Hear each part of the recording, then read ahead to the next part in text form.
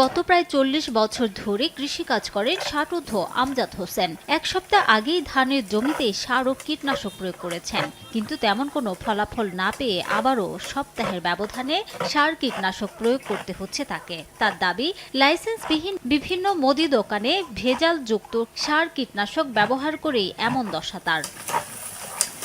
একই দশা চাঁপাইনবাবগঞ্জের সদরের বিভিন্ন চরাঞ্চল ও প্রত্যন্ত এলাকায়। বিভিন্ন মুদিখানার দোকানে দীর্ঘদিন ধরে কোনো ধরনের অনুমোদন ও লাইসেন্স ছাড়াই খুচরা বিক্রি হচ্ছে সার কীটনাশক। কৃষকদের অভিযোগ, কৃষি বিভাগের উদাসীনতা ও তদারকির অভাবে এমন যত্রতত্র বিক্রি হচ্ছে নিম্নমানের সার কীটনাশক। এতে উৎপাদন খরচ বাড়ার পাশাপাশি ক্ষতিগ্রস্ত হচ্ছেন তারা। সার দিতে আসি বা বিষ দিতে আসি, বিষে কাজ করছে না। ধান ধরেন গিয়ে আপনার এই লাল পাতা দেখাইছে, মরিচের মতন পুড়িয়েছে। বিষ বলেন, সাহার বলেন, যে কোনো জিনিসই ওই মুদির দোকান থেকে নিয়ে আসে। কার লাইসেন্স আছে না আছে সেটা তো আমরা জানছি না, আমরা তো সরজ মানুষ। তবে লাইসেন্স ছাড়া খুচরা সার কীটনাশক বিক্রেতাদের বিরুদ্ধে আইনগত ব্যবস্থা নেওয়ার আশ্বাস কৃষি বিভাগ ও প্রশাসনের।